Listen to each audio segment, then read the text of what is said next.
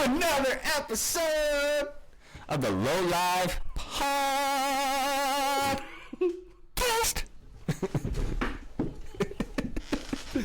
I actually didn't see you duck down. I was like looking away, and then I looked back up, and I was like, "Where the fuck did he go?"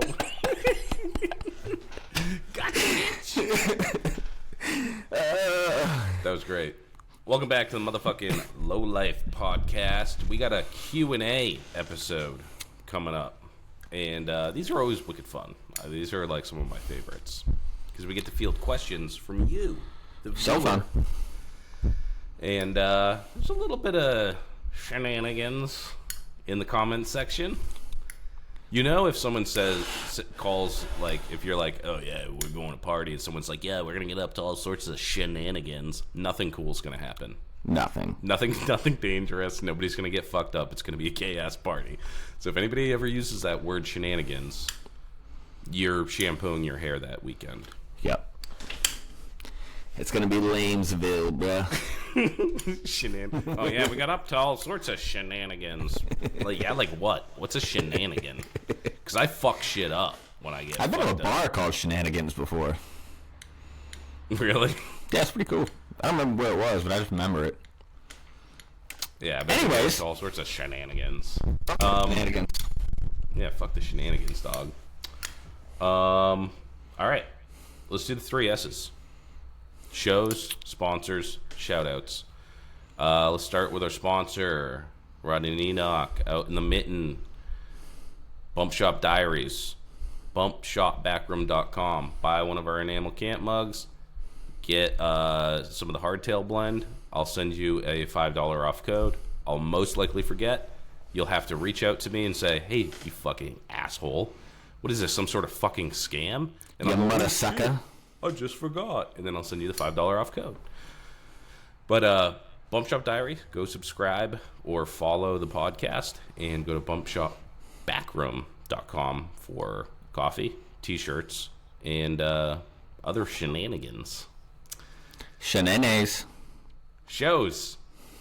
There's not much going on for shows.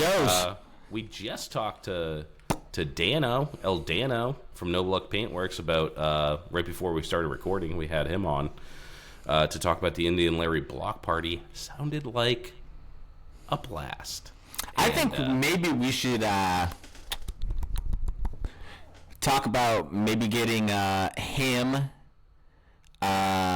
Joel, and Alex on the pod. We should definitely do that. Recap. Yeah. That'd be a barrel of monkeys. That'd be shenanigans. Dude, we'd get up to all sorts of shenanigans.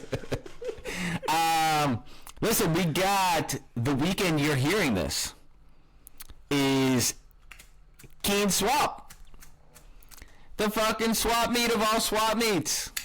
In Keene. At the... I don't even know how to say that fairground, dude. Cheshire. That's what I said, the Cheshire, but I remember way back in the day when we first started this, they tried to tell me it was Cheshire. And I'm like, you're wrong for saying that. Cheshire. It's the Cheshire Fairgrounds. And it's the Keene Swap, and it's not in Keene, it's in Swansea. Yeah, which is crazy. It's not in Cheshire or... in Cheshire. Yeah, it's fucking retarded.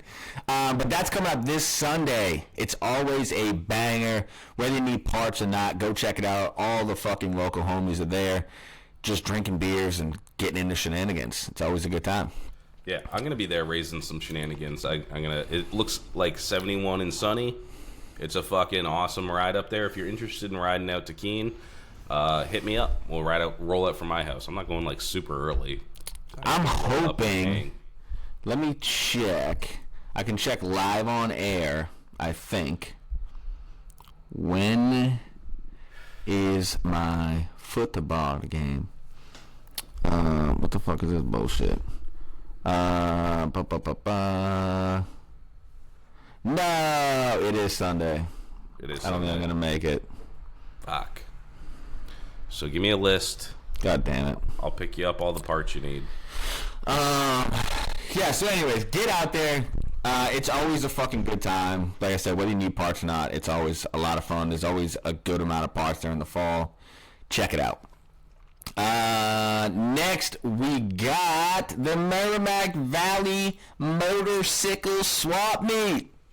It's in Haverhill, Mass. And you know if it's in Haverhill, those last spot of dudes got their fingies in it. All right? This is a good swap meet. It's always a blast hanging out there. Again, this one has a bar, by the way. So you can get sauced up while looking for parts, while hanging out with the homies. There's also a chopper show-off. So ride your chopper. There'll be a bunch of fucking chopper dudes hanging out in the fucking parking lot, drinking beers, nose beers, whatever you want to do. It'll be going down. That is 10 a.m. to 4 p.m., October 20th. Gates open to vendors at 7:30 a.m. Admission's $5. Vendors are $40.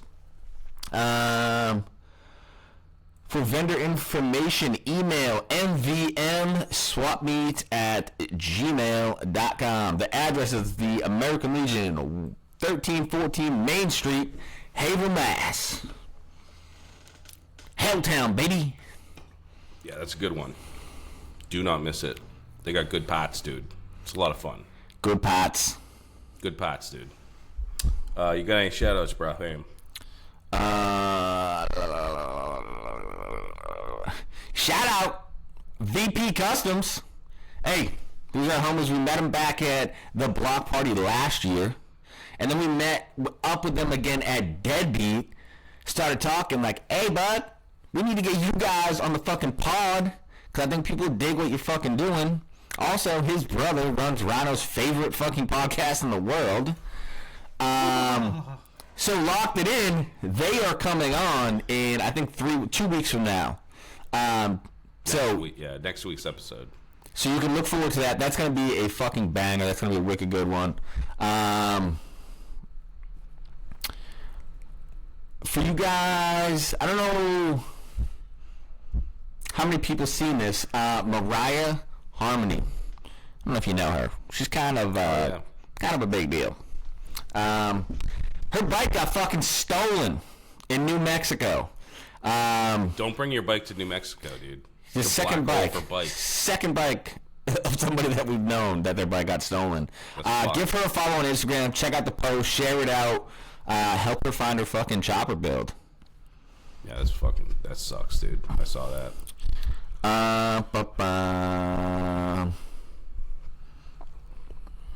And then last shout out is to the homie, the original bad boy himself, Mr. Christopher Johnston. You know what I'm talking about? From Oxford Chopper Co. Listen, old son is pulling out all the stops. I seen him making his own trees today on Instagram. All right? Make sure you're following him. Oxford Co. Choppers on Instagram. I don't know if you heard, but he's in Bill Wells People's Champ. And old son is going the distance. He's going the distance. He's going for speed. All right, go give him a fucking follow. Make sure you vote for him when the voting comes out. And we appreciate it. Support people that do cool shit. Yeah, he's a real one. And I'm hoping if he's not too busy with the build, we can get him on right before voting happens. Maybe give him a little boost, because there's nobody I know that deserves it more than him. Kid's a beast. Dude, he is dialed in. And he's working on all other people's bikes and shit. He's doing just making frames from scratch. Oh, yeah. Kid's a psychopath. Yeah. And then last shout out, the motherfucking homie, Jerry, the homie from way back, Uncle Jerry. If you haven't seen it yet, he is raffling off the lane splitter. It breaks my fucking heart. That bike is a staple. Get over there and buy a ticket. The bike is so sick. It's super clean. It always starts. I've never not seen that thing kick over. And it's fucking dope. So go check it out. Buy a raffle ticket. Help Jerry get that thing fucking going. Got a quick shout out here to our other homie, Dan at No Luck Paintworks. Shoo! We just talked to him before the episode. We're like, yo, hop on real quick. We want to bend your ear, bro. And he hopped on. And I didn't realize how long it's been since I've seen that boy. And how much I missed him. And it was nice to see his voice, to hear his voice. See his voice. Beautiful baby blue eyes. Missed him and his gorgeous mustache. Yeah, I haven't seen him in a long time, but I will say, I'm just gonna say that Dan's a good friend because I've been going through some shit lately, and he's one of the few motherfuckers that reaches out and like, yo, what's up? Are you good? You know, like just periodically out of the fucking blue, or I'll just be like, hey, I'm coming through fucking Henniker. I'll stop by for an afternoon or whatever, and like we'll fucking just shoot the shit. So shout out to Dan for being a good person. And I miss you, bud. I would never tell you this to your face, so that's why I'm doing it on the podcast. And I didn't tell you earlier. That's some man shit. Yeah, it's a tough guy shit. Talk nice about people behind their backs. That's what real friends do. Talk shit to their face and fucking praise them behind their backs. All right.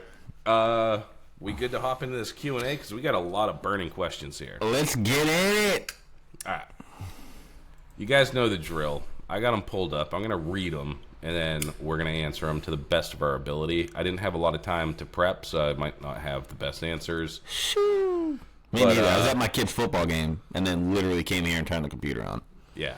But we're pretty good at pulling shit out of our asses. So. Oh, yeah. OSD Custom Leather first. So he said a bunch of shit, and then he said he didn't have a question, but then he lied. Said, actually, I do got one. Typical fucking Brit. Oh, yeah, I'll do this in a British accent. Actually, I do have one for you, lads. You any tricks on staying on track on a build?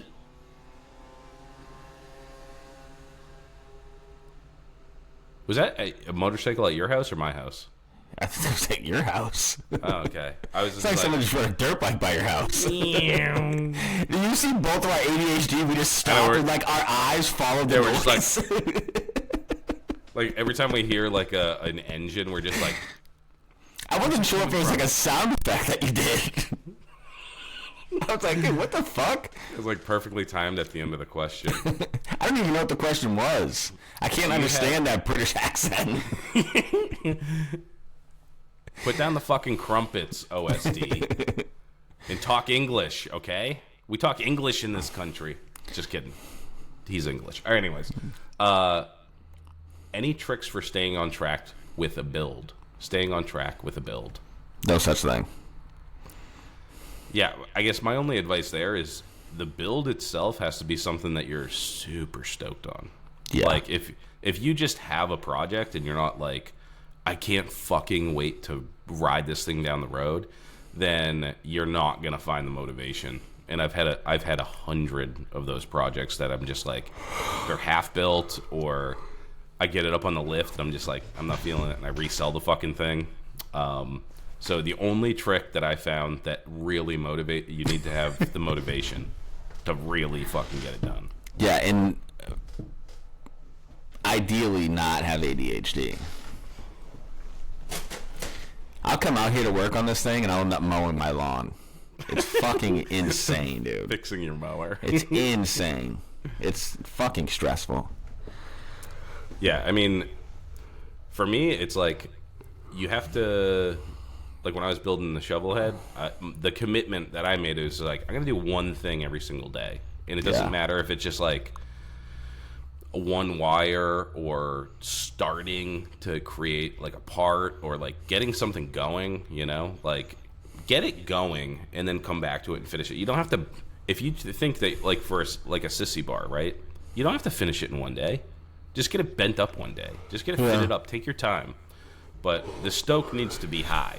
The biggest thing is staying consistent, though. I know you asked how to stay consistent, but like you have to be consistent.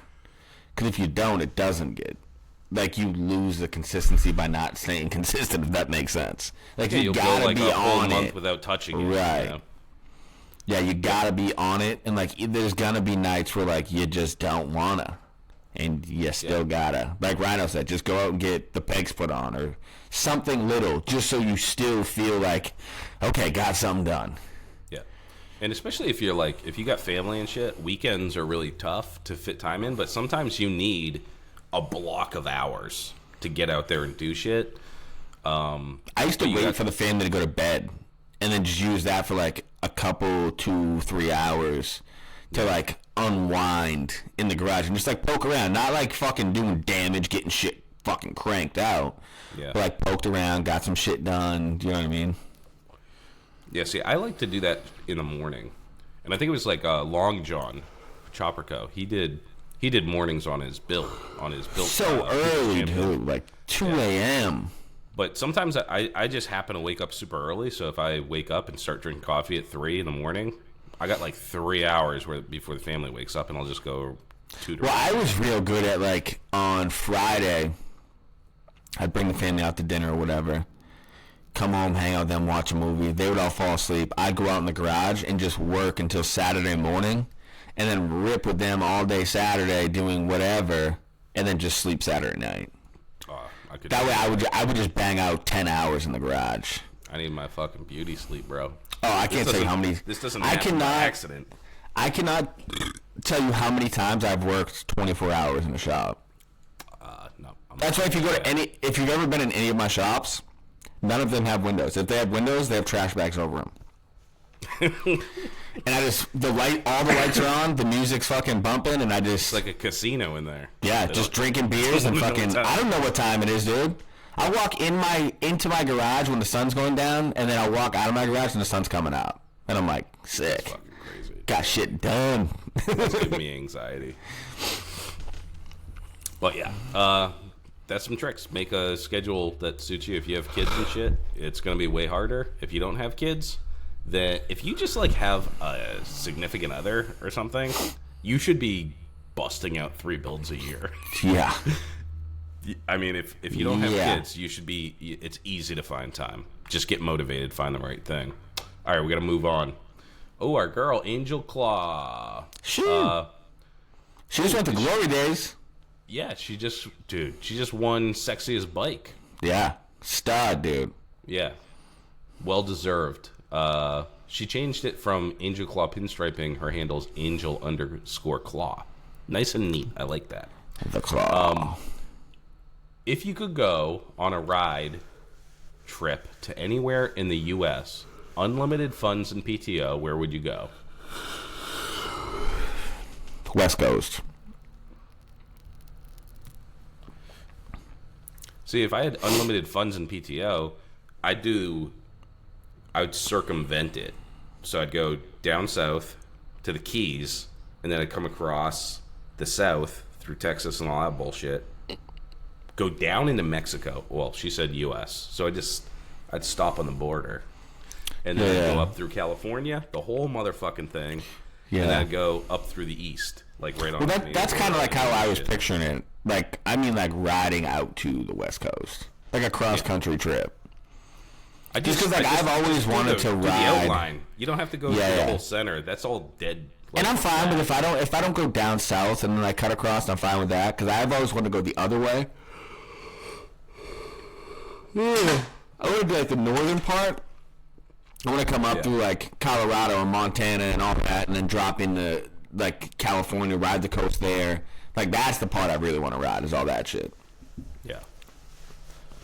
I think I saw something like riding from Maine down to the Keys in Florida is the same distance from riding to Maine to, like, California. Damn. Because it's, like, all the way out into the ocean across the Keys. Yeah. I don't know. But that's what I would do. I just do the fucking loop. Florida's fucking huge, too. Yeah, it's fucking massive, dude. The Keys are way the fuck down there. All right. Esposeta. Getting into golf a bit as well. Yeah! Driving ranges now. Looking to go on a course soon. Any beginner tips? Here's my beginner tip. I'm still a beginner. Do not go down the rabbit hole of watching golf videos. All like the how-tos and all this. Ever since I started doing that, I play worse golf now. Because now I'm trying to do like the tips and tricks from 25 different people. Stupid to me. Before, when I just went out and had fun, I would bring a 6-pack of Modelo's, sneak them in. I got the koozies that Rhino showed me. They all say like Spree and Dr. Pepper and shit. Pipsy. Yeah, I'll drink a 6-pack of Modelo's and just have fun. And I tend to shoot my best rounds of golf that way, just by going and having fun, not giving a fuck. I'm never getting on the PGA Tour. I'm 37. I'm out of shape. I drink beer. It's just not. It's not gonna fucking happen. Tell that to John Daly. Yeah, that's true. John Daly's a stud. But just have fun with it. It doesn't matter if you suck, because I'm here to tell you, probably 75% of the people on that golf course also suck. They play once a year. They go there and get loaded with their fucking friends because they hate their wives, and that's it. Yeah. I like to try to go like every other weekend, and not now because it's football season, but throughout the summer. And dude, it's a fucking blast, especially if you're cool playing shitty courses. It's like $30. Yeah. So it's a no-brainer.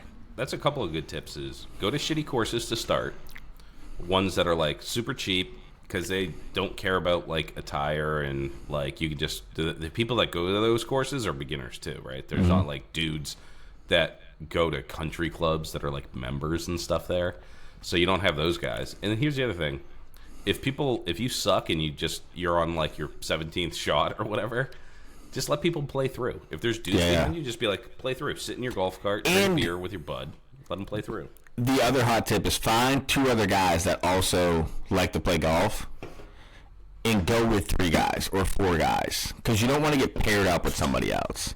Yeah, there's nothing worse than you going by yourself and get paired with a group of 3 other guys that are fucking studs, and you're just holding them up because you suck. Yeah. And my other biggest point is, you're on the fucking in the tee box and you crank one in the woods, drop another ball, bud. The score doesn't matter. You're not getting any money for it. It doesn't matter if you shoot a 50 or 150. You're not getting paid for it. You're not getting anything out of it. Yeah. If you hit that thing in the woods, drop another ball. Nobody cares. And here's the hottest tip. You crank one in the woods, drop another ball. Crank that one in the fairway, go look for your other ball for about 10 minutes and grab the other 35,000 balls in the woods and fill your fucking pockets. Yeah. Don't ever buy golf balls. Yeah. Don't take it. I would say, like, with golf, same as anything, any sport for sure, just don't take it that seriously. Just have fun doing it. Yeah. And if you're not, if you're like fucking Happy Gilmore or something, you end up being a hot shit, then good for you. Good for you. Go be competitive. But if you're just doing it for a leisure activity, do the best you can. Don't get too fucking wound up in it, and drink lots of beer. That's what golf's about. Is drinking. Just find a couple buddies you enjoy hanging out with, and just go fucking drink beers with your buddies on a Sunday morning. It's fucking amazing. And don't feel. And if you guys are like, dude, this sucks, just quit early on the 3rd hole, and then just go to the clubhouse and get shit faced. Yeah. You already told your wife that you're not going to be home all day. Yeah. All right. Dewey things. Shoot. When are we going to do an episode? You fucking tell me, bud. Has he ever been on? Oh, yeah. Not since I've been on, though. No, he was in Japan when you came on. Yeah, we got to get that episode done. And now reach out, buddy. Let us know. When are you available? You're the one jet setting, going to fucking different countries and shit. Yeah, seriously. We're just right here. Every week. Rolex. He's a Rolex? I have no idea. I'm just talking shit to my boy. All right. Old and crusty dead things. When are we doing an episode? God damn. Let us know you're available. Yeah, hit us up. We'll get you in the rotation. Hit me, DM us, dude. Yeah, for sure, dude. I'd definitely do an episode. Anybody wants to do an episode, hit us up. Just hit the DMs and be like, hey, can I get an episode? It might not, like, sometimes we're booked out for like a month and a half, and sometimes we can do one that week, you know, like, because we try to have space in between the interviews and other shit. But just hit the DMs and be like, I would love to do an episode with you guys, and then we'll interview anybody, you know. So definitely hit us up, man. All right. Oh, Espaceta, another question. I see shops/garages with carpets under the work area. What's the deal? Is it worth the hype? So I have 2 in my shop where I park my bikes. And honestly, I started doing it when I had my last shop because I had concrete floors. And I was like, oh, well, maybe this will help with my tires going flat. I think it slows the process a little bit. But there's also a cool factor to it. It looks cool as fuck when you have your bike parked on grandma's rug. It just looks cool. I started doing it for the air and the tires. I'd say that I've thrown out every carpet that I've put under a bike. I actually just threw one out because once you get lifts, you don't have to be on the ground anymore. And I used to put carpets down because I'd work on shit in the winter and I didn't have a lift. So I'd be down on the ground, and you don't want to be right on the cold-ass concrete. So if you don't have a lift, get a carpet, because that's going to be just like a little bit of cushion and a little bit of warmth in the winter months. But other than that, they don't... It sucks, dude. Like, I roll into my fucking garage, and then I just hit the brake, and then if you're on a carpet when you do that, the fucking thing just slides, you know? Yeah. So it always gets like...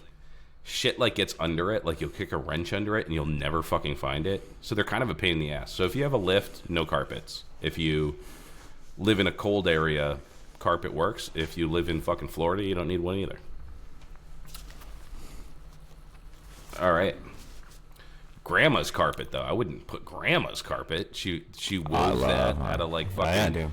Look at mine. Grandma's carpet over there. Grandma's rolling around in her fucking grave right now. That's all I use mine for. I park the bikes on top of it. That's it. Yeah. Yeah, dude, they get so like, I don't know. They get fucking nasty as fuck real quick, dude. Especially doing anything with, like, I sweep with a mine shovel out. head. Like, oh, dude, it's fucking gross. Well, that's the other thing too is I think this goes back to like my ADHD and bipolar and shit. But like every time I rebuild a motor, it takes me forever.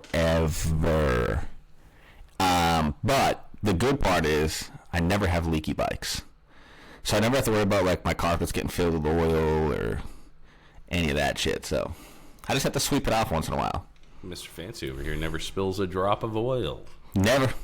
The thing is like with the oil, like I had my shovel head parked on just for the tires, like throughout the winter and shit.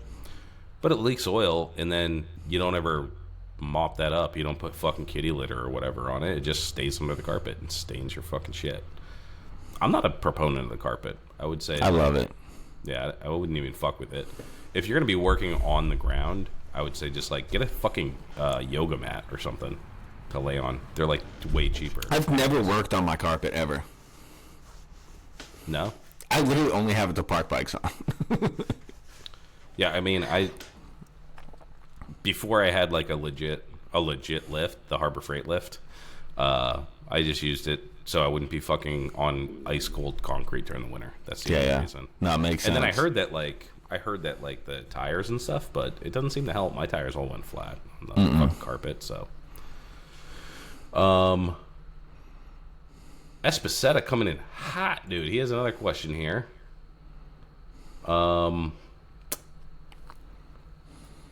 You can only choose one. The other two disappear forever. Hot dogs, hush puppies, sweet tea. Oh. This is so easy for me. So if you guys are loyal listeners, you know I love me hush puppies. But there ain't no way I'm getting rid of hot dogs and sweet tea. Yeah. Well, you have to choose one. I thought you said get rid of one and keep two. Choose one, the other two disappear forever. Oh, you got what the fuck? Hot dogs or sweet tea, buddy? Oh, that's bullshit. It's going to have to be hot dogs. Yep. I'm firmly in the hot dog camp. I love sweet tea is like in my blood, but I love hot dogs. I love hot dogs way more. I don't like sweet tea and I don't like hush puppies, so that's easy. Oh my god, that's an abomination. When I used to live down south, dude, I didn't even drink sweet tea. They always had sweet tea and unsweetened tea, and I always get the unsweetened tea. Sweet tea is my favorite. It's too sweet. It's amazing. It's too sweet. There's too much sugar in it. I can't handle it. So good. Sears said Loctite's just going to end it at that point. But I think you made it. I think you're going to make it. Hot dogs. I'll make it, but I'm not happy about it. Yeah.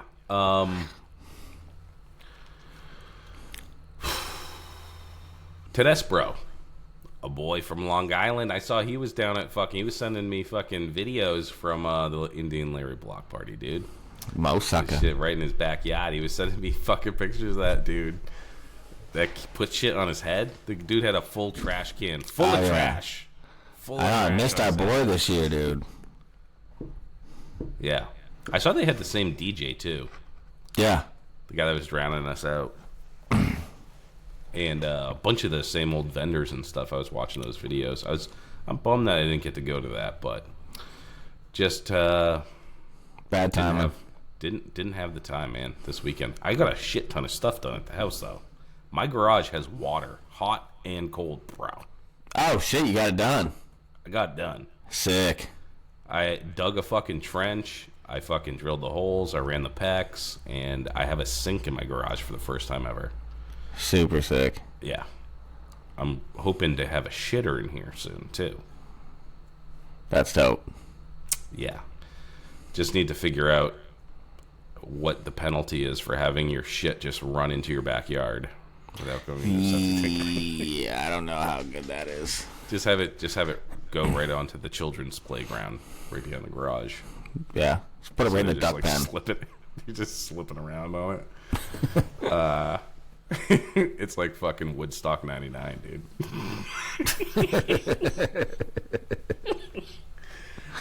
Oh my god. All right, we got 2 questions from Long Island. Any tips on making an iron head more reliable? Gonna tear into my 83 this winter. Besides tearing into the engine to check everything, I should probably do full gasket. Anything else? Also got a Super E on it, but thinking about throwing a CV on it. Thoughts and suggestions greatly appreciated.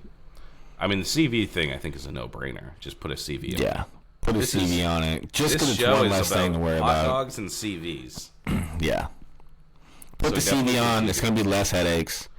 You do not need the Super E for an iron head. And as far as making it reliable, here's the thing: is iron heads, everybody's always like they're unreliable. Choppers are unreliable. They all fucking break. And here's the difference: it doesn't matter if it's an iron head, a pan head, a shovel head. If you don't know how to work on it, you're fucked. So as long as you know how to work on it, fuck it, rip the fucking thing. But I think, yeah, it's a good idea. Go through it, replace all the gaskets, make sure your points are set up correctly, make sure you have the extra points. But I know a lot of guys. Yeah, I know a lot of guys that rip the fuck out of iron heads, including Matt.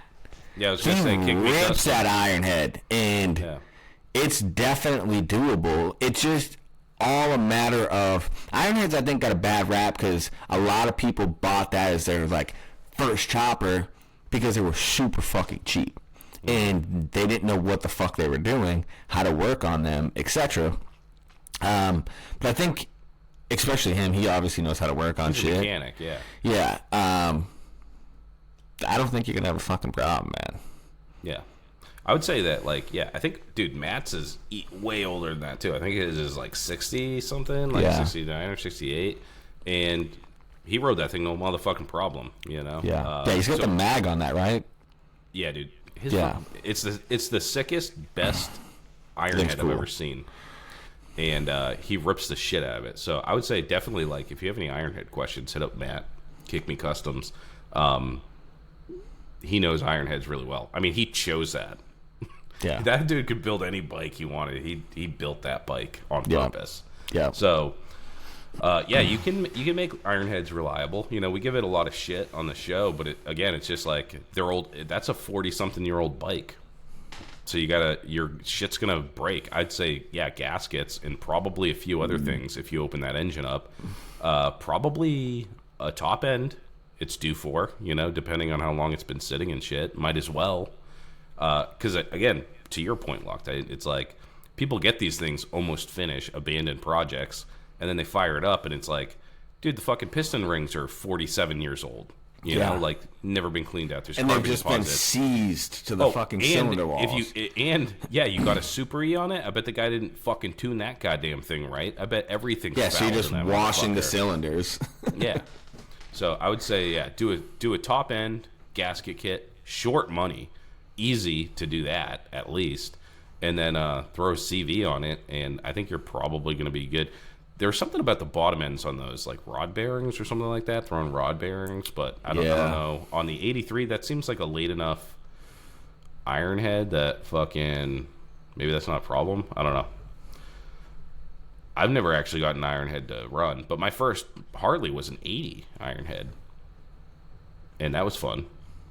Never owned one. Until I smoked the fucking clutch, not because I was doing cool shit, because I fucking didn't adjust it correctly. Let's see.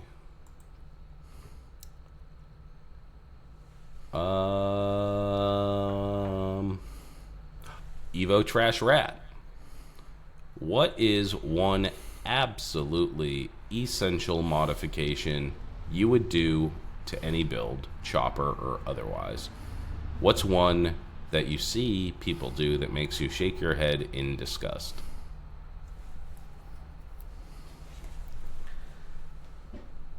I'd say out the gate, essential modification is hardtail it if you're doing a build. Do that. Yeah, I think that's a no-brainer for sure. Yeah, but aside from that, I think the most important part of any build is, aside from chopping the rear end and making it a hardtail, is you got to get the front end set up. Like, that's probably where I spent most of my time, is like getting the right, like, the frame geometry. So you have your frame and you have your hardtail at that point, but to get the geometry right for where it's going to be comfortable at that early of a stage, you kind of have to get the whole front end, set up how you're gonna run it, and everything else is built off of that shape and those two lines.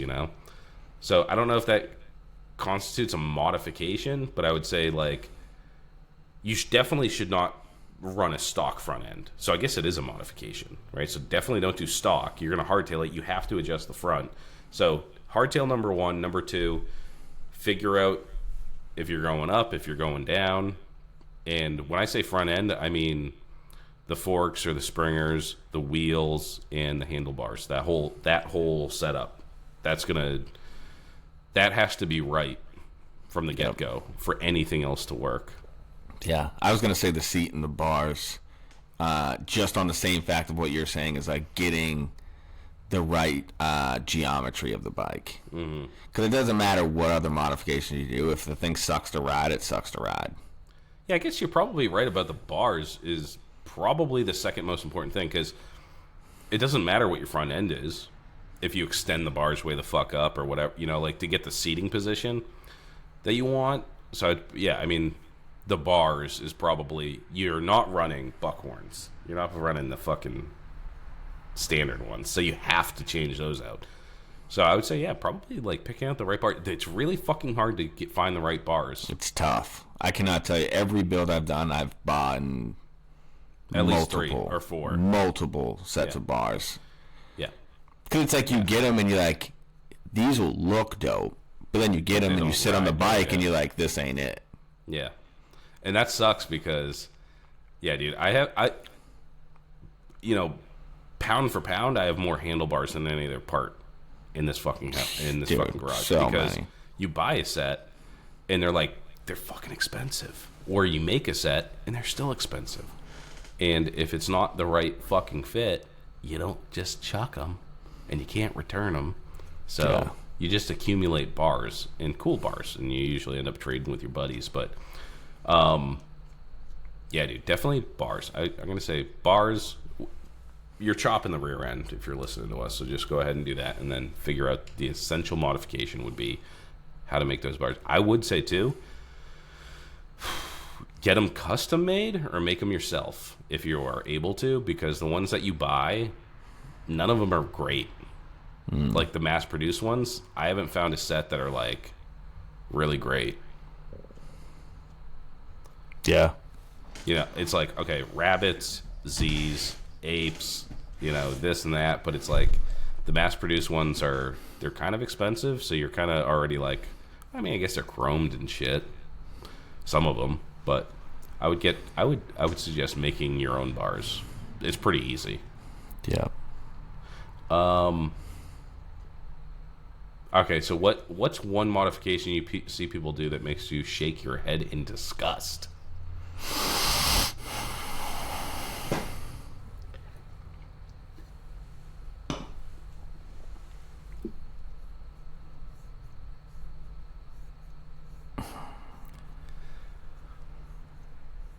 I don't know. I wouldn't say disgust. And listen, I'm not saying this to piss anybody off. But like makes me scratch my head.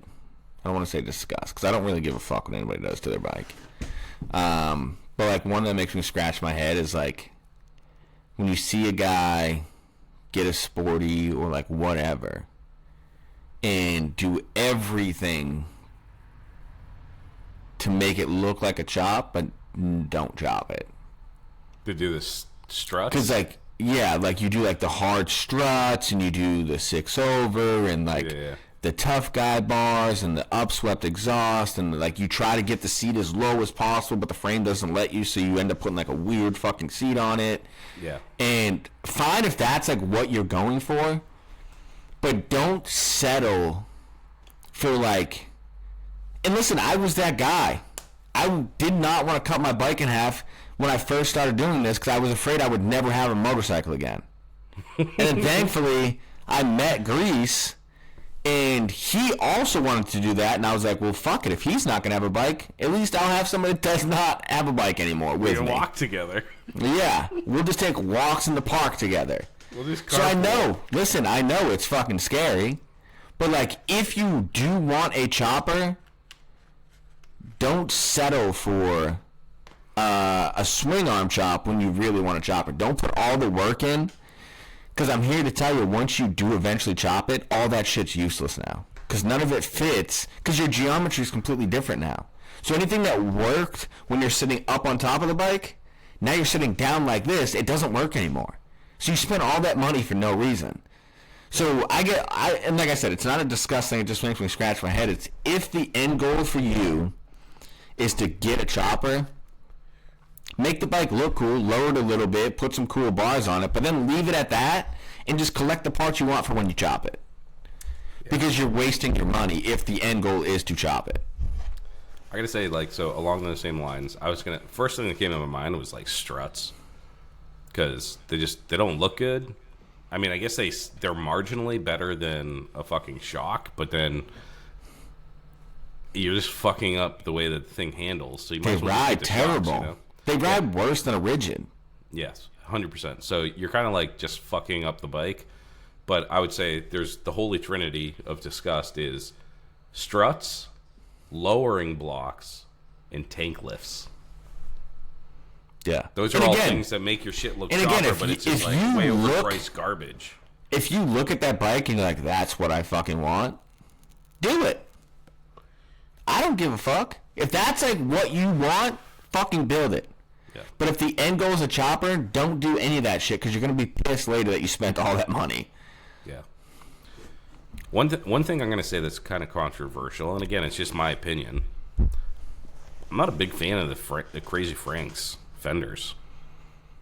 So I've never been a fan of them to the point where like I would run one, but I have seen bikes with them that I'm like, that looks pretty dope. And it's usually on like a swing arm bike, if I'm being honest. Well, yeah, that's like what they're made for, like swing arms. Yeah. Right? So I have seen some where I'm like, that looks sick. But never to the point where like, man, I want to run one of those. They're really hard to make too. They're fucking expensive if you buy them. Yeah, they're super expensive if you buy them, like cost prohibitive. If you make them, you're putting in a fuck ton of work to make it work. And but I just don't. At the end of the day, I just don't like the way that it looks. I think it looks. If you're gonna have the swing arm, it almost looks better just with like a bob fender to me, you know. But that's just. It doesn't make me shake my head in disgust. I'm kind of like conflicted because I'm like, wow, can't believe you made that. That's awesome. But at the same time, I just don't like the way that those things look. Right. I would never run one personally, but again, the thing that makes me shake my head in disgust is usually struts, tank lifts, and lowering blocks. And I will also say this: I've had all three. I've never had struts. I did do a tank lift because when I first got my Sportster, it had the Bob tank on it, the big fucking tanks on like split tanks, and I was like, that's gay. Put a Sportster tank on it, and it had the petcock down at the very bottom. So I was like, I want to lift the front up a little bit so I get all that fucking fuel. And so I did do a tank lift on the front on the Sportster before I chopped it. Did you buy it though? What? The tank lift kit for like $70? No, I used to do scrap. I used to do fencing, and the metal ties that go around a fence to like hold the fence to the fucking pole, and then you put a bolt through it. I cut that, drilled another hole, and fucking just did that. All right, that's good. See, as long as you're fabricating it, it cost me zero monies. Yeah, I'd say like as long as you're fabricating any of this stuff, it's cool. And it was like a 1/4-inch tank lift in the front. Yeah. Like if I saw, by the way, if I saw like twisted struts that you like hand twisted yourself, I'd be like, that's fucking dope. And if I saw a tank lift that you hand twisted yourself or did something cool with it, you know, like but I hate seeing like, cause I've been there and I did it myself and I don't want the same for you. So if you went and bought $70 tank lift or $100 for the lowering blocks for the shocks or the fucking, I don't know how much the struts cost now, but don't do that to yourself. You know? Yeah. Just and that's, I think that's where together you could buy a hardtail. Yeah, you said it perfectly. I don't care if you like swing arm choppers, fucking do it. You know what I mean? I built the swing arm chopper and sold it, and people loved it. People fucking loved it. Some people like that. I personally do not. Yeah. But I've been there before where I've built one, like before I started chopping, and was so aggravated after I chopped the bike on how much time and money I spent to like half-ass what I actually wanted to do. Yeah. Yeah, because essentially what those three elements are doing, you're trying to emulate a chopper, you know, like with the you're trying to get you're trying to get a look that's unattainable without hardtailing it. Yeah. So go the extra mile, but also it's like, you know, again, it's like once you buy all these things together, it's not that inexpensive, and you got a thing that doesn't look like the thing you want it, you know. Yeah. Because like I've seen some swing arm choppers, like what was the one Fish did? Jade. Mm-hmm. That one started out as this is going to be a swing arm chopper, yeah. And I personally love that bike. I think that bike was fucking sick. There was never like Fish had already built bikes before this. You know what I mean? This was like the sawed off. Like this was the goal. Just like when I built the shovel, this was the goal. So you could tell that it wasn't trying to be a chopper. It was like I don't know how to explain it, but it was fucking cool as fuck.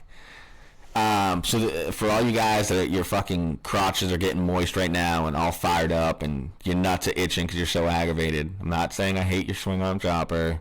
I don't care what you do. I'm just saying, if you want a chopper, don't settle and build a half-ass one. Yeah, and these are just our opinion. I mean, again, it's like this is a fucking op-ed, dude. This is just our opinions. You know, like I know Crazy Frank's seats are fucking. Some people drool over them. Oh just my not my God. cup of tea, you know. Yeah. But shout out to Fish because he's cutting up lime time, buddy, and he got a welder. Oh shit, he's actually cutting that up? Yeah. I thought he was sharing videos of when he first did the build. No, he just got a welder. Damn. I'm pretty sure. I did not know that. I thought he was just sharing old videos. No, because he had been. He's built so many bikes, but he never did welding. He never made that leap. And Right.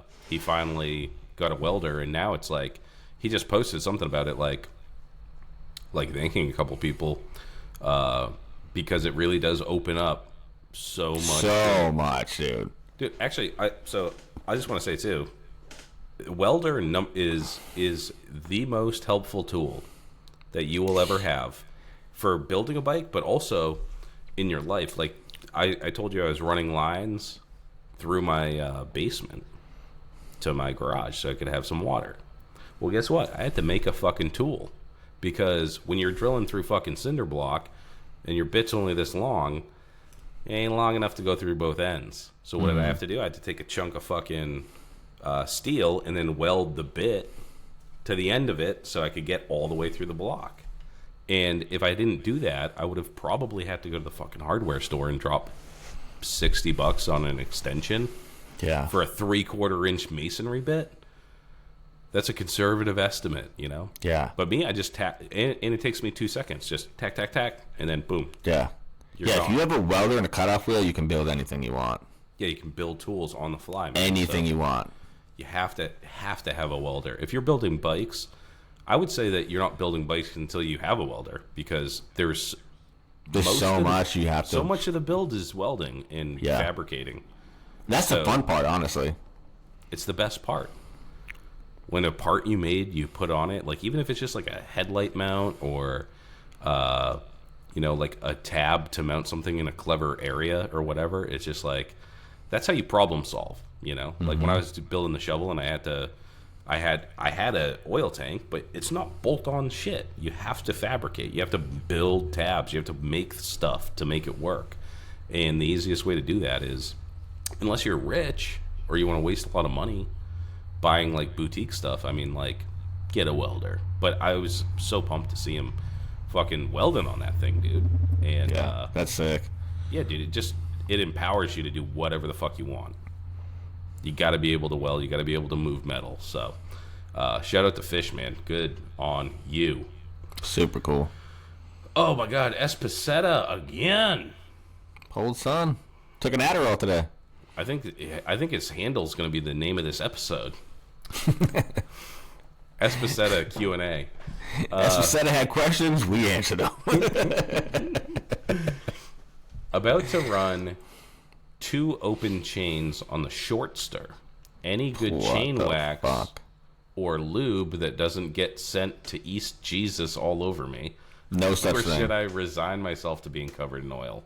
Yep. Yeah, you're going to get fucking that wax. No such thing, dude. Yeah. They say it's like no fling or whatever. All of it's no sling wax, dry wax, this bull fucking shit. No. Maybe on a black bike it doesn't fling because you can't see it. Dude, I would say, like, I've used the chain wax. I'm looking for just, like, a lubricant. I'd rather just, like, moisten the chain more often than having a wax on there, because the wax is way harder to get off. It gets all over your fucking clothing. Oh, it sucks to get off your fucking fender and shit, dude. Yeah, off your fender, off your seat. Like, my bike is teal. So it just, like, looks like a fucking massive seagull came by and shit all over the side of my bike. Yeah. It's such a pain in the ass. But, are they all wax-based, or, like, I know a lot of people use, like, WD-40 and shit, and you're not supposed to really use that. Yeah, because that doesn't lubricate. Yeah. But like, anything you put on it's gonna fucking... I mean, I guess here's the thing. If you're not a piece of shit and you spray it, like you're doing maintenance, and you're not spraying it on your way out the door to go do a fucking 400-mile road trip, it probably doesn't sling once it dries. But we're all scumbags and don't think of it until our chain is making god-awful noises on the side of the road. Yeah, where you're like, that's kind of rusty. I should put something on that. And then as you spin the tire, it's just like, creak. I remember the first time I went to Deadbeat, my chain was crunching when I was driving, because there was so much sand in it. So I just dumped beer all over my chain and my sprockets, and it stopped.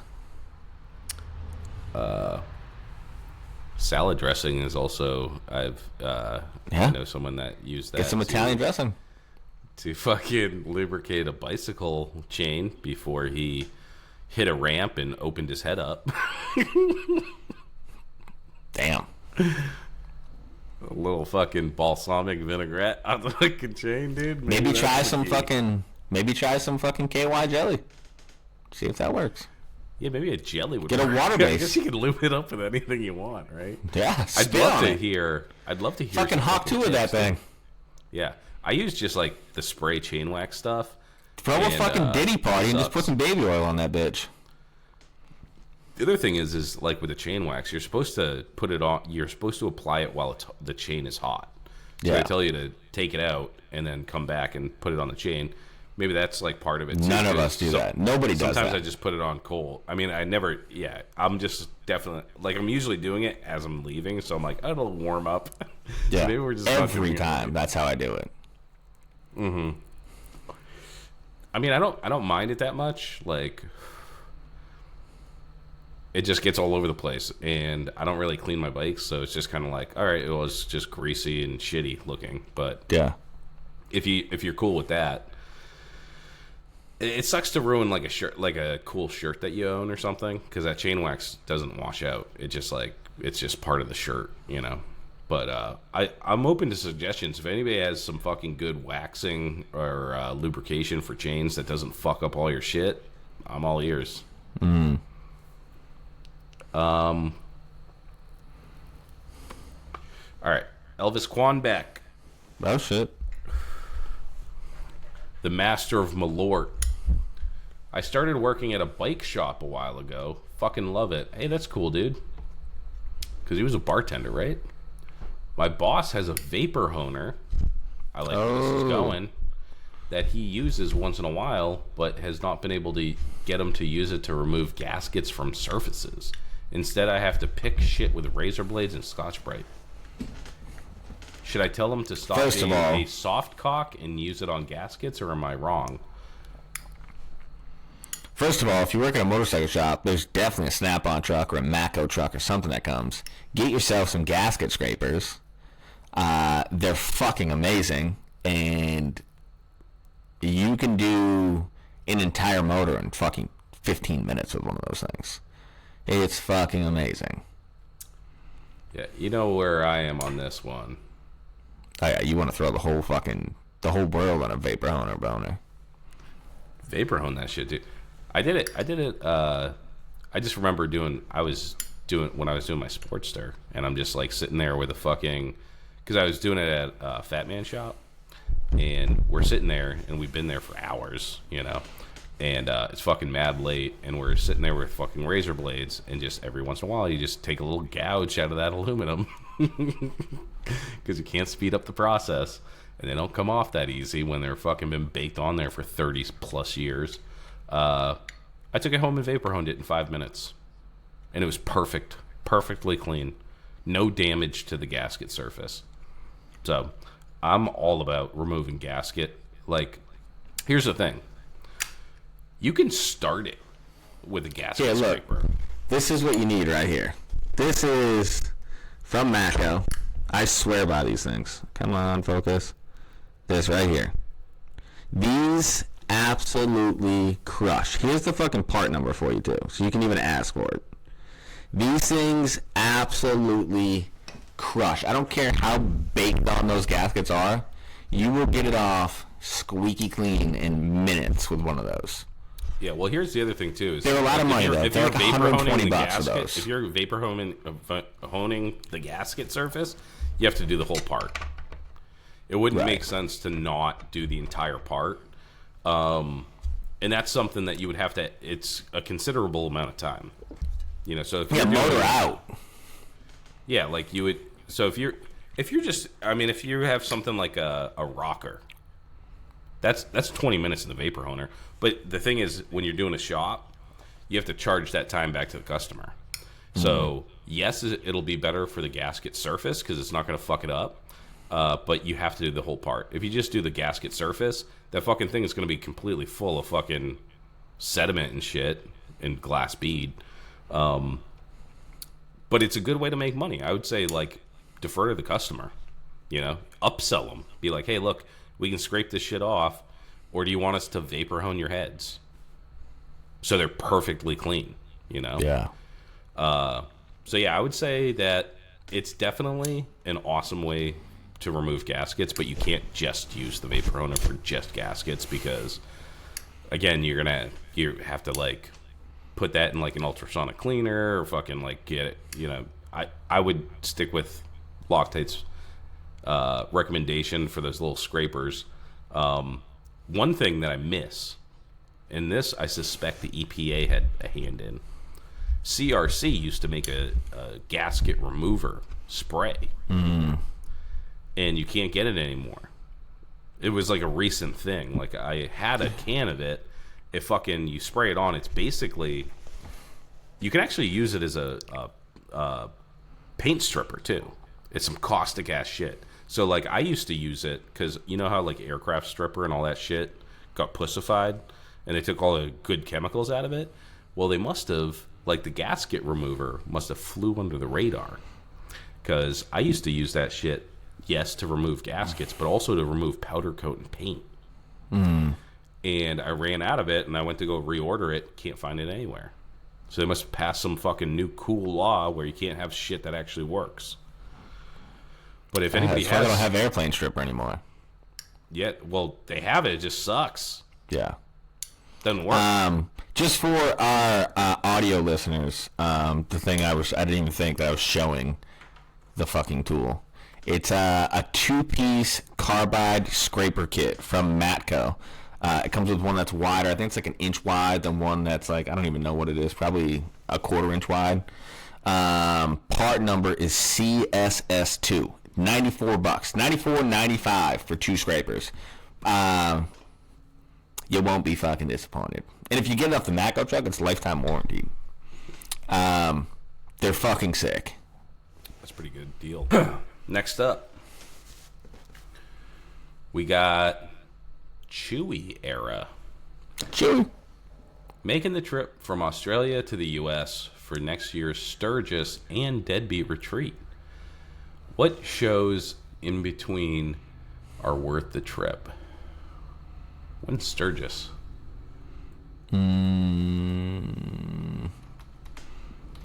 Is it in August or July? It wasn't that long ago. 2025. It's going to be August 1st through the 10th. That's pretty dope, dude. You're going to fucking Sturgis and Deadbeat. Yeah, that's pretty fucking epic. Guess we're definitely going to be at Deadbeat next year. We're going to have to. I think they're like back to back. Isn't that where George? Isn't that where George rode from? Was Sturgis to Deadbeat? Oh yeah, that's right. Yeah. Yes, I think they're like back to back. Well, I don't know for 2025. I think Deadbeat might be later.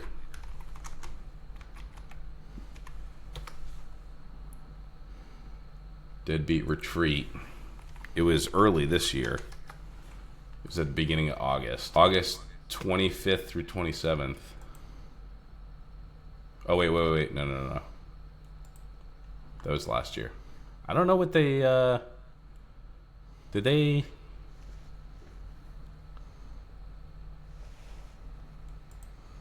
they already announce 2025?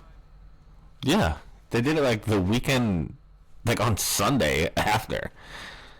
Let me see. Okay, so save the date for next year. I found it. It's during they put it on that post for the belly flop competition that we did.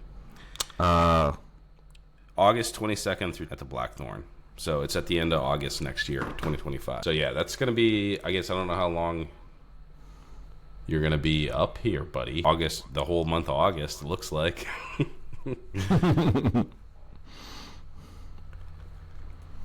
So yeah, Sturgis is at the beginning, 1st through the 10th. Deadbeat's at the end of August. Last weekend. Between Sturgis in New York, shows in between that worth the trip. We're gonna have to get back to you on that one. None stand out in August.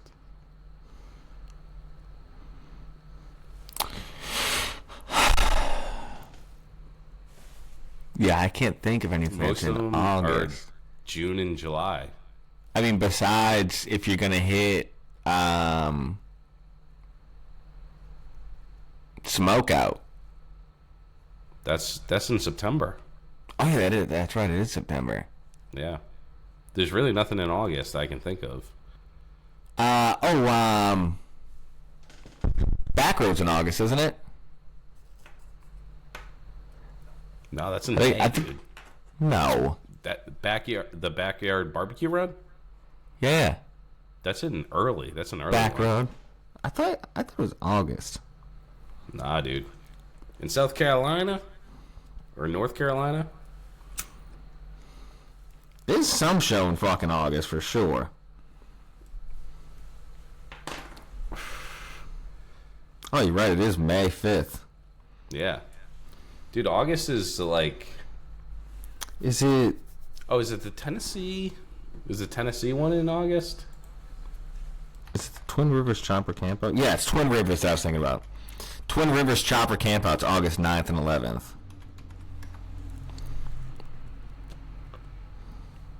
Oh, it was in May, too. Yeah.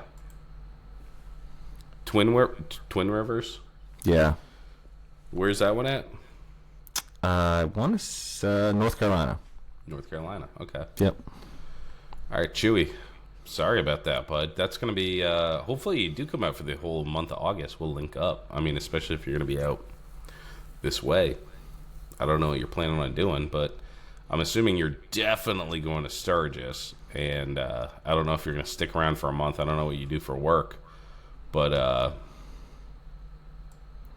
Deadbeat Retreat is at the end of August in 2025.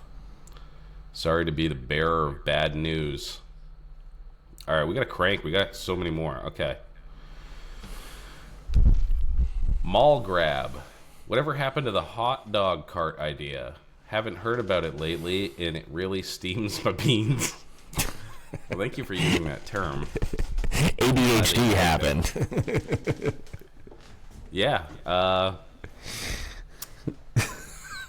don't know when it happened, but I'm one of those dudes that I'm like, all right, we're getting a hot dog cart, and then I'm 100% in. Yeah. Right? And I feel like at that time, you weren't 100% in, so we just scrapped the whole thing. Yeah. Yeah. Like, I was like, okay, I got the cart, and I had it in the garage, and I was like, we got these toolboxes, we're going to do this. I was like drawing out plans, and then you're like, that's a lot of work. And then we're like, yeah.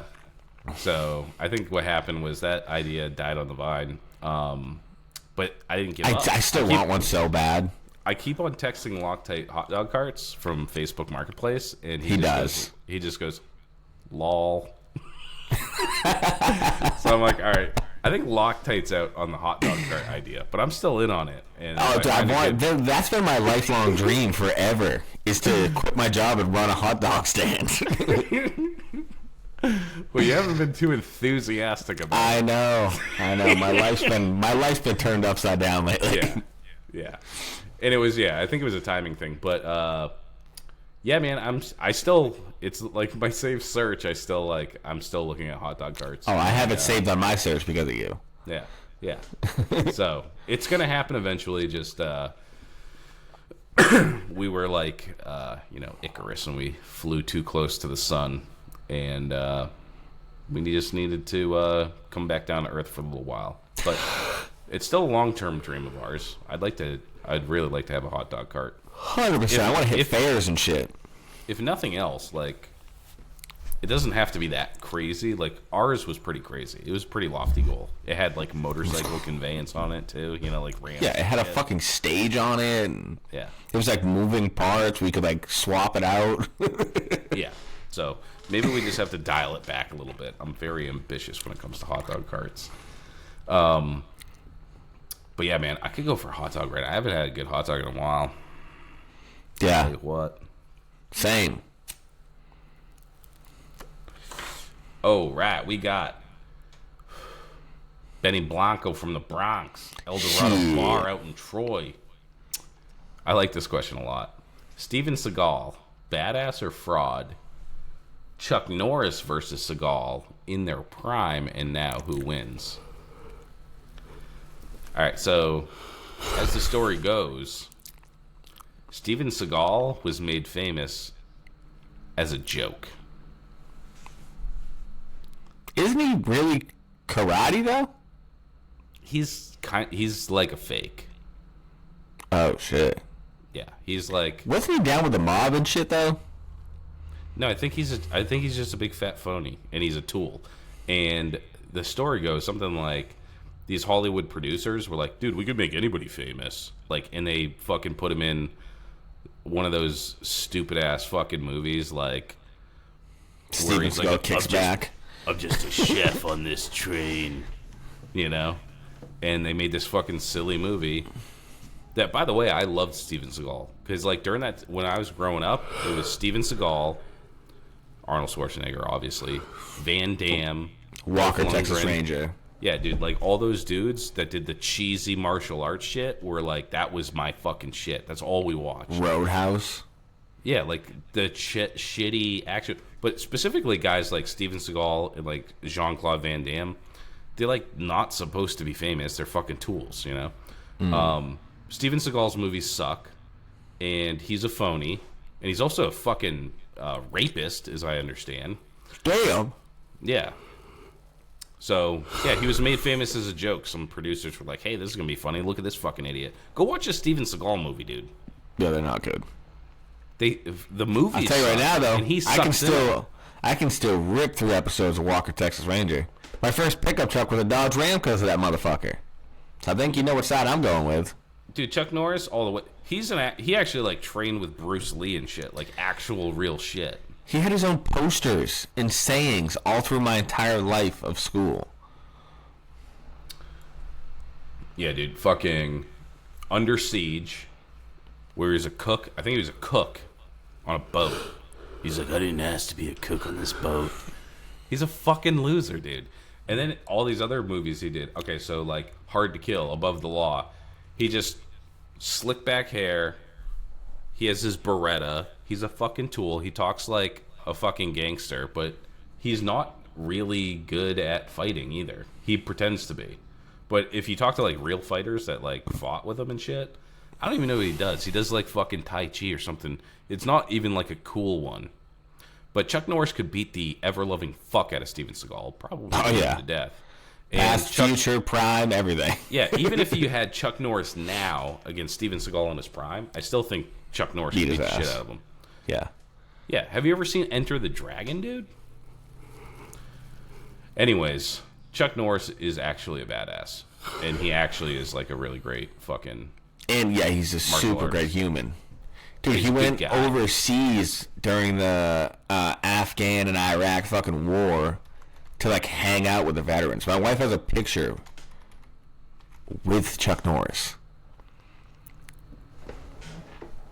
Steven Seagal didn't go to Iraq and hang out with people? Oh, yeah. I think I got the name wrong. It was The Way of the Dragon, not Enter the Dragon. It was his debut role. Bruce Lee. Dude, can't fuck with Bruce Lee, dude. Chuck Norris was his student or some shit. But he was like, dude, back in the day, too, like back then in like the fucking 70s and shit, white dudes didn't go and fucking do karate. No. He was like a trailblazer. So, yeah.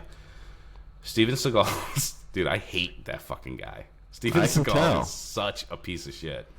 And, yeah, Chuck Norris is fucking awesome. So, we got to reply to that. Who says what? Oh, it was me laughing at that.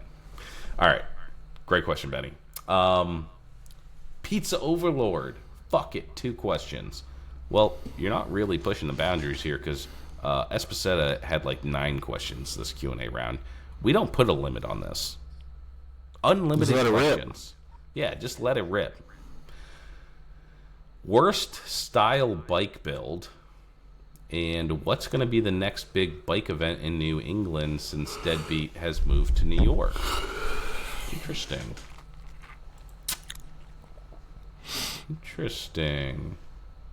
Worst style bike build. The one that I never understood was the big wheel baggers. Never understood that. Because, like, you can't even ride them. The tire is so small. Like, so skinny. That if you hit any pebble or any kind of fucking pothole, you're totaling your rim. So what do you even do with that bike? It doesn't make sense to me. Yeah, big wheel baggers. They suck. They're ugly. It's the weirdest bike. Because, like, I get it. Like, other people, like, all, like, these, like, diggers and swing-arm choppers and like, regular, like, cholo builds, diners. I get all those builds. You're building them for how you ride. But, like, a big wheel bagger makes zero sense to me. Yeah. Yeah, what was That's the weirdest build to me, for sure. Yeah, they're stupid, dude. Yeah, worst style has got to be a big wheel bagger. What's going to be the next big bike event in New England? The Low Life Lowdown.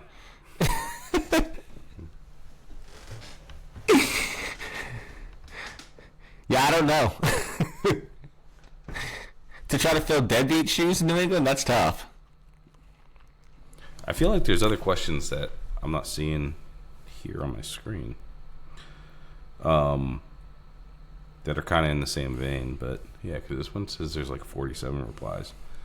The next big one has got, I mean, there's nothing in New England. Either Chop Ahead has to come up with another show, right? Because he stopped doing the one on the battleship. Full speed ahead. The full speed, yeah. Or we have to do something. Or La Espada. La Espada. The La Espada Chopper Show is always a good time. Always. But as for like a big event, we would have to blow the motherfucking roof off and do something totally different, because how we've been doing the Low Life Lowdown, it's not going to be the New England bike event. But it would have to be a combined effort with multiple people, I think. Because Deadbeat could do it because they're an entity. They're a fucking business. You know what I mean? Same with Truth could do it because he's a fucking business, and he got involved with other business people.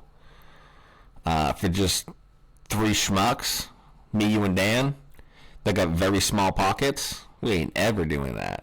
You know what I mean? We don't have any capital. Yeah, we would have to like link up. It would have to be like a Low Life and La Espada and Easy Co. collab show or something to be able to make something as big as what Deadbeat was around here. Yeah, for sure. Because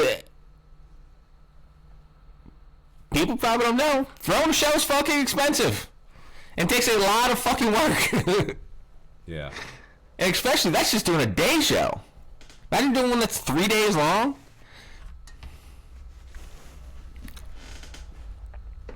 It's a lot of shit.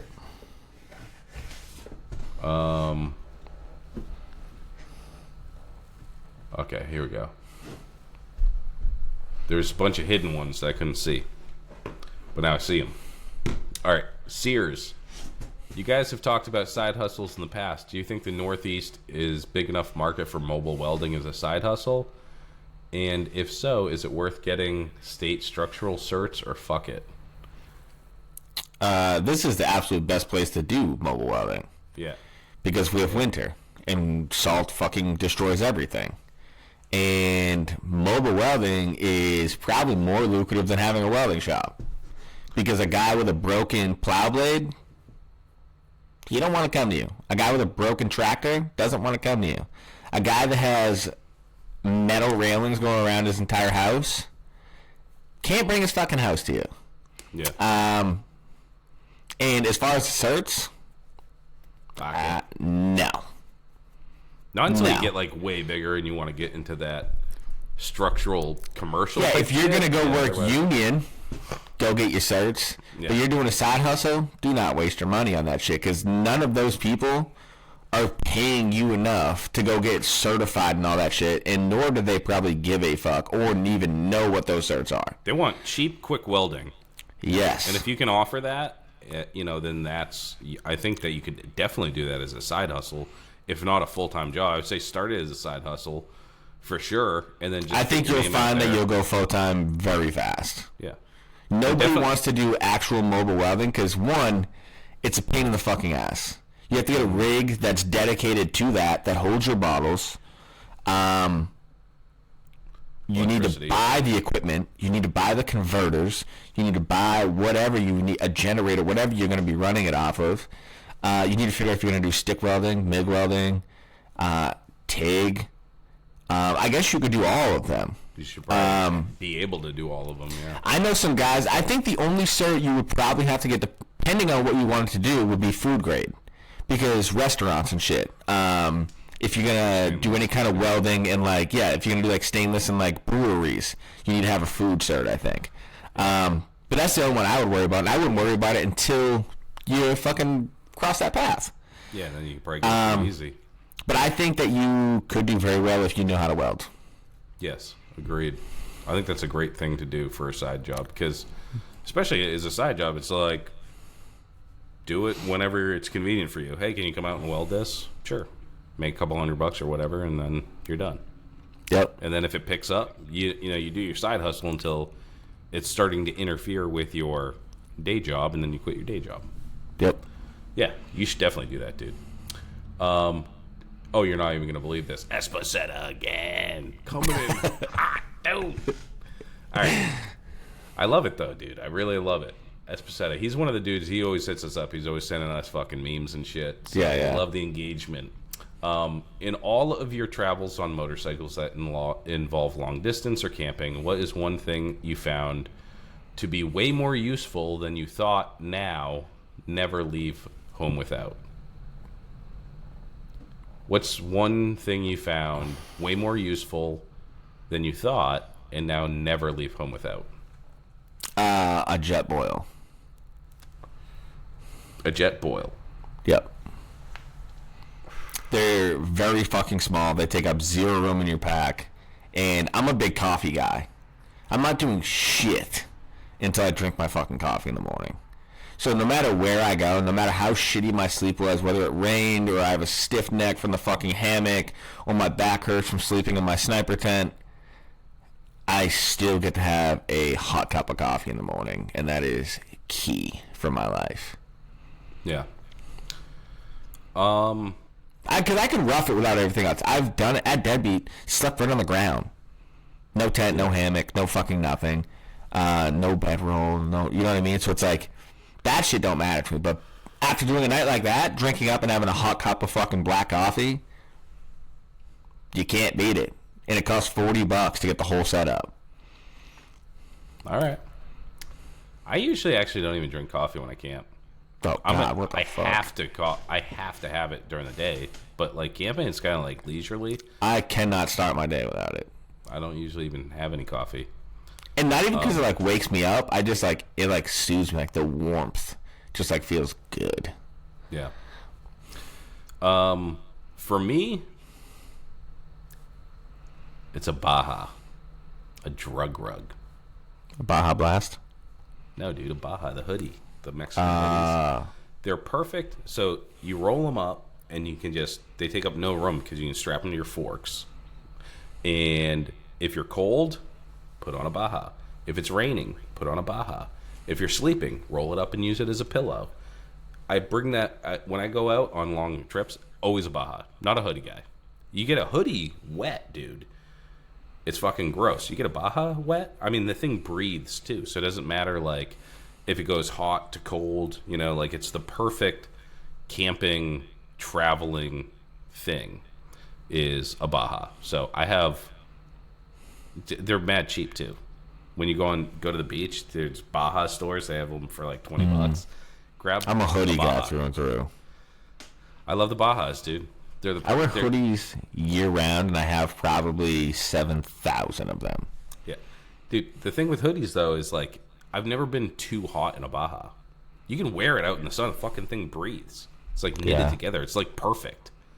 I love Bajas, and that's one thing. If I'm going camping or if I'm going on a long trip, it's part of like my road gear, and it's also part of my camp gear. So Baja, and I got the pictures to prove it. You see me out camping, bro. I got a Baja on. Yeah.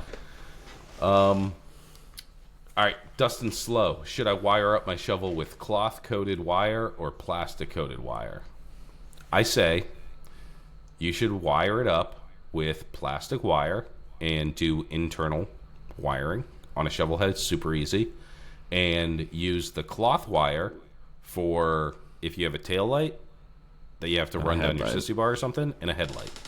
So don't do the whole thing in cloth wire. because everything should be in the frame, and cloth wire is going to be a bitch to snake through because it's so thick. But in those places that get a small roll of it or whatever, and use it for a headlight, tail light, or anywhere that it's like poking out. But other than that, everything should be hidden. Yeah, I agree 100% with that. Yeah. Aunt Diggy. He's our boy. He's one of our laddies. Got any preliminary ideas for 2025 Low Life Lowdown? Bigger and better, or don't mess with a good thing? Me and Ryan are on different spectrums here. I think we disagree on this. Me, I want to go fucking nuts and do like something huge and do a camp out. I'd want to do it differently in 20 if we were to do it again. My opinion is do the lowdown, do a separate camp out. Yeah. Because I like the lowdown. Two things in me. I like the lowdown because it generates money that we get to donate to charity. Camping will not do that. We could still do a raffle. Something like that. I don't know. I think it would be dope though if people wanted to collaborate, like if we could get with other dudes that are doing something, we'd do something big, then we could do 2 shows. Yep. And I'd like to do, I think that that's what I think need a too. Northeast fucking ripping camp party, you know? Yeah. Like something that's fucking mental. For the if you get like dudes like Northeast guys that are like rowdy, it's going to be a fucking fun time. It's going to be dangerous. It's going to be fun. So I think that we could do that if we got linked up with people that knew how to throw an actual event, you know? Mm-hmm. Because the lowdown's kind of grassroots still, you know? It's just like a couple of dumbasses fucking trying to raise a little bit of coin for a good cause. And, you know, we don't have that. Like, we ain't getting a fucking battleship for the lowdown. You know what I mean? Like, that's another level. But that's the level I'd like to bring it to, you know? Mm-hmm. Or do the lowdown for the charity, and then if we had some other thing. I really love the idea of, like, a motorcycle-only camp out where there's no cars. Yeah, 100%. I think that's if I was going to do a camp out event, it would be no chase vehicles. You run what you brung, and you pack all your shit on your bike, and you ride out. And I actually want physically the area that you have to get into only a motorcycle can fit. No campers, none of that other shit. It's like, hey, look, there's plenty of other campground events that you could go to, but this one is just for people that it rains. You pack your shit on your back, on the shit, and you fucking ride your bike through the rain, and you have a miserable fucking time, you know? Yeah. And that would be cool to me, because the only people that will show up are fucking cool dudes that you want to hang out with. So, I would love to do that. All right. Oh, we got one from Rhino Resto. Rhino, can you stop sending me dick pics, please? Eggplant emoji, squirt emoji, camera emoji. Not promising anything. Awkward. Chris Tyler 11. I'm curious on what you guys think. So I have a Sportster that has a decent amount of custom work done to it, and the next step would be a hardtail. But I have a shovel head motor only. My question is, do I keep putting money into the Sporty, or do I continue saving to fund the shovel head? I would say, what rustles your Jimmy, Chris? Because if you want to make a shovel head, I would say if that's the thing that gets you stoked, is pour your energy and your concentration and your time and your money into that build. If you want to build a Sporty and you're like, dude, this fucking Sporty chop will be sick, hardtail it and get a Sporty chop. But if you're not, if you're like, dude, I really just want the shovel head, then take the time, sell the Sporty, and fund the shovel head build. Get a frame, get a hardtail, and do that. Shovel head's got to be the easiest fucking thing to build, too. Yeah, don't sell the Sportster. Just ride the fuck out of the thing, take your time, build the shovel. Just not having a bike sucks. Oh, so he has a running Sporty. Yeah, keep the Sporty. Don't hardtail it. Just focus on the shovel head. Because then you can ride around, tool around with your friends, and then you're building a hardtailed shovel head. Yeah. And then there's no rush. Yeah, and it's already, he said, it's a decent amount of custom work done to it. Just ride a semi-cool sporty and then build the shovel head. And then once your shovel head's running, keep the sporty around because that shovel head's going to break down from time to time. Yeah. So that's you know what? That's the perfect combo, dude. Have a nice sporty that's a runner, and then always have a shovel head that you're working on because they're fun. Yeah, shovels should come with a Sportster.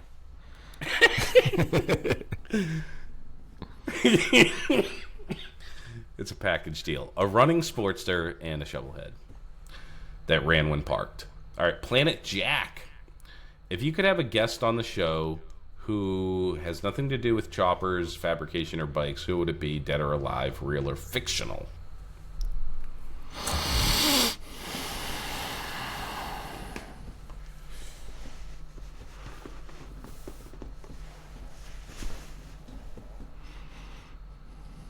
That's a great question. Real or fictional, dead or alive? Jesus.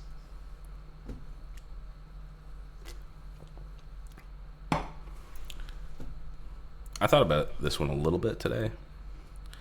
I think I'd probably do Chris Farley. I think that'd be fun. That'd be epic. That'd be so much fun, dude. God, that would be so much fun. Yeah. I'm gonna go with Chris Farley. He was just probably the funniest person that ever lived, in my opinion. And he's dead. I'd love to hang out with him. My favorite comedy movie is a Chris Farley movie. Tommy Boy? Oh, dude, Tommy Boy's so funny. You would never guess it if I gave you 1,000 guesses.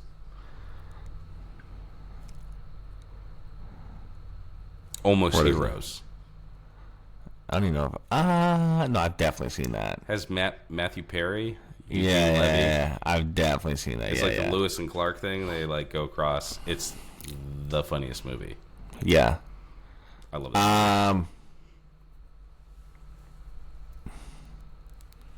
I mean, mine for a long time has been Jesse James. But just for the fact of let's go unbike related, he would probably be Ice Cube. Oh, that's a good one. I just think Ice Cube would be cool as fuck because I don't know. I really like Cube. I've fucked with him for a long fucking time. I've always loved his music. All of his movies make me fucking laugh my ass off. Yeah. And he's just still getting after it now to this day. Still relevant as fuck. He just dropped 3 videos with The Game. Oh yeah. I was like, dude, fucking killing it still, dude. I love Cube, so it would probably be Cube for sure. Oh yeah, dude. Friday is one of my favorite movies of all time, and he reposted the Low Life podcast. Yeah, that's true. I forgot about that. I forgot about that. He did. Yeah. You called me up and you're like, I'm fucking losing it, dude. I forgot about that. Yeah, that's cool because I posted a fucking St. Ides commercial he did in 93. Yeah. Yeah, that's a good one. Ice Cube would be fun. Maybe we'll reach out. We have. We got one more question before we gotta shut this down. The Taco Heart, which is an amazing handle, by the way. Great name. I fucking want tacos so bad now. If I could only eat one type of food for the rest of my life, it would be Mexican food, hands down. I wouldn't even have to think. To be even more specific, I would just eat street tacos for the rest of my life. Dude, street tacos are so fucking good, bro. Yeah. They're so good. The tacos from the street, dog. Oh. And, yeah, dude. Mexican food, it's just you have 7 it's ingredients and you just prepare them differently. It's the best fucking food. Yeah. What's the difference between a taco and a burrito? It's just how it's wrapped. It's the same.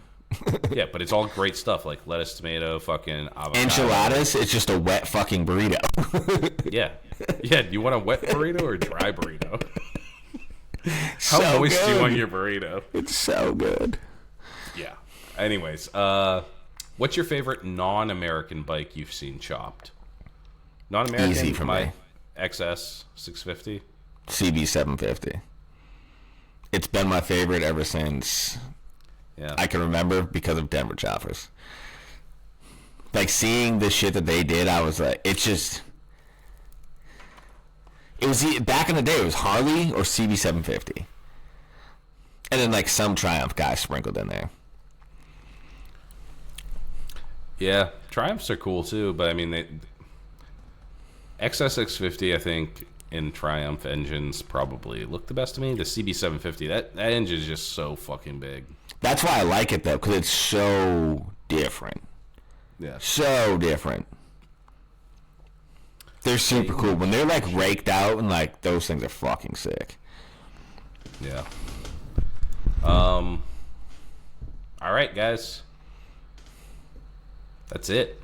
That's all the questions we have. And Jarapski. thank you for writing in. Loctite didn't even confer with me today. I just saw a post. I saw a bunch of likes getting hit and a bunch of comments. And I'm like, what's going on here? Well, we hadn't talked about, like, any guest or anything, and I was like, there ain't a plan. We're doing Q&A. Yeah. Q&A, hit the button. And we always crush with the Q&A, so I thought it'd be fun. Yeah. And we haven't done one since, like, June. Yeah, these are some. I love the Q&As because everybody writes in, and we have a bunch of shenanigans in the comment section. But speaking of shenanigans, we should probably take this time to thank some of those motherfuckers that make these shenanigans possible. Up first, we have Dan, the man with the motherfucking plan at No Luck Paintworks in Manchester, New Hampshire, cooking up the dopest motherfucking paint jobs in the world. Broski. Check out, you can go to our page right now, see the little reel that I made. It's dope. It's got the flashing lights on his tank that he did for the Tankful art for the smoke out. Check his page out, No Luck Paintworks. You can see all the amazing fucking paint jobs he's done. Dan just loves the craft, and that makes me love his work even more. Check him out, No Luck Paintworks on Instagram. If you want to get your bike painted, hit him up now because that list fills up quick. Next, we got Deadbeat Customs, the creator of the Deadbeat Retreat, one of our longest sponsors of this show. Steve has been rocking with us since almost the very fucking beginning, and he's not even a chopper guy per se. He just fucking likes what we're about. He knows that we fucking do what we say and we fucking say what we do? Is that how that goes? I don't fucking know. Steve loves us and we love him, and we appreciate the fucking support. Help us repay the favor by shopping at deadbeatcustoms.com. He's got something for everybody, from chopper guys to Diner Bros, bagger guys, fucking Simpson helmets, fucking flyware, fucking glasses, whatever the hell they're called, vest. He's got it all at deadbeatcustoms.com. Use code LOWLIFE at checkout, baby. Next, we got Stay Strong Co., the creator of the best motherfucking hot sauce in the game. He's got the shit hot sauce, the shits hot sauce, and that motherfucking chopper sauce. Get the trifecta, taste them all. They're all fucking amazing. You've seen firsthand the reviews. I know you have. I know you've seen the sweet heat on people's meat. Okay? Check it out at staystrongco.org. Dude, I gotta say, I just had that today. The fucking chopper sauce. I cut it with a little bit of sour cream. Make a little spicy sour cream, bro. Broski, I just had it with 2 nights ago. We had steak fajitas, and I drizzled that on there with sour cream and fucking all that, the cheese, and oh my god, it's so good, dude. bro. Yeah, dude. Ghost peppers, son. So good. Next up, we got Wheat Motorco, Wee Wrench, Wee Ride, Wee Motorco. Gaucho over in the Great White North. He got gear for riders so they can still afford to ride. Put a little petrol in your tank. Sub $300 club style vests, plus shirts, hats, hoodies, and other goodies like the Kevlar lined flannels, the Vagabond, and the Dark Side. These are going to keep your nipples warm when you're ripping. Nippies. Canada or the Great Northeast, or some other cold-ass place like the Mitten, go over to Hui Motorco, HUI-Motorco.com. Next up, we got Matt from Burnt Up Wood Burning. Photorealistic wood burning designs from choppers and hot rods to pets and hot broads. Matt's your man. He's an old school cat. He doesn't use fancy AI websites to come up with his ideas. He uses his brain and these mitts to make these beautiful wood burning designs. Hit him up. He has stock of shit that you can just cool ass designs like Harley Davidson shit. You can just fucking hit him up and be like, I'll take one of them, or hit him up for a custom design. Next up, we got Austin Silver City Co. Austin is now offering welding, fabrication, small maintenance out of Meriden, Connecticut. Bikes and cars, all sorts of fucked up shit. His imagination knows no bounds. He'll build you a go-kart. Well, the wheels spin like a dildo will come up through the seat and fuck you in the ass. He'll do anything you want with metal. Hit him up. Silver City Co. He probably doesn't want that in the ad read. I'll ask him before I post it. All right. Next up, we got Mr. Boombastic himself, the future people's champ, Chris from Oxford Co. Choppers. He fucking makes you want to go Bumba Clap. Now I'm peeking. I'm pulling a Loctite here. From handlebars and hardtails. Hard parts for hard men. Like the cheapest fucking hardtail you will ever find in your entire fucking life. You better hop on this winter to fund his Builtwell's People's Champ build. $900 hardtail installed in Oxford, Connecticut. All TIG welded, installed in-house. USA made steel. Cast axle plates. And if you have a fucked up piece of shit and you don't have enough money to buy a Paco frame or whatever, he does frame restoration and repair. So just bring it over to him. And this motherfucker is laser focused. Literally. He is a laser level and shit. Laser. Dude, have you ever used a laser level to like align shit? Laser. Yeah. I've used a laser level, but never for what it's for. Yeah, dude. He got the fucking laser level. He makes sure he's like meticulous about this shit. Anyways, I'll stop stroking his dick right now and just go over to Chris. Oh, he's so. Anyways, he's the best. So, anyways, last but not least, we got my boy, Loctite's motherfucking chop shop.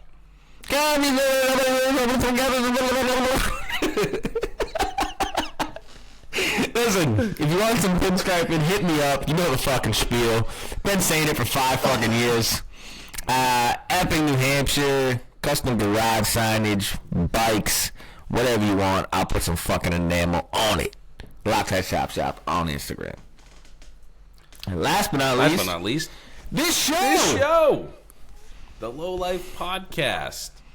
The premier podcast for Northeast lowlifes to like talking about fucking whatever the fuck we talk about. Yeah. Sometimes we talk about choppers. Sometimes we talk about food. Sometimes we talk rap about beefs. rap and hip hop. But, you know, we just doing our own thing, man, and we're glad that you guys are tuning in, and we're glad that the community's growing. We're getting lots of likes, lots of follows. Please go over and leave a review on Apple iTunes or fucking drop a line on fucking YouTube or whatever. It really helps us. Spotify, wherever you listen. Wherever you listen. It's every motherfucking where. But yeah, just keep on keeping us stoked on this shit. Yeah. Because when things go silent, and you know what I gotta say, dude, I've like totally dropped off of fucking Instagram and all that other shit. Same. I can't like keep it up forever. But I went and cleaned house today, and like people that drop us lines and are just like sending us funny fucking weird shit, sending me Wu-Tang shit. I really do appreciate it. So thank you again to all our listeners, all our Patreons, all our laddies. You guys are the only reason the show's still on. So appreciate the fuck out of you. And that's all I have to say about that. That's it. The way you said that, by the way, made me want to also, for the person that I would have on, Theo Vaughn. Oh, that would be a good one. Dude, that guy is fucking hilarious. Oh, yeah, I love it. Yeah, he's so, like, awkward and funny. He's so funny. I never know if he's like doing a bit or if he's just retarded. No, I think he's always doing a bit. He's like back. I was just watching him before we started doing this. He's like, back in the day, in Louisiana where I'm from, I was dark skinned and all this, and I remember all those little kids used to call me the N-word. I was like, what the fuck? Yeah, I saw him. He was like, oh no, I never use the N-word unless you do. Yeah. He's like, do you say it? Well, I remember he's like, I hate when people say I'm a racist. Like, yeah, sometimes I would flare up in traffic, but like that's it. He's like, I see it. He's like, the way I see it is like, when I really start getting like, I need to say it, I'll write it down. He's like, maybe I'll put it in a bottle, throw it out in the ocean. That way, whoever sees it, sees it.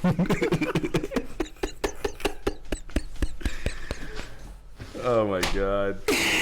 He's my favorite comedian right now. But listen, anyways, with that being said, listen, we love you. Thank you for tuning in to another episode of Low Life Podcast.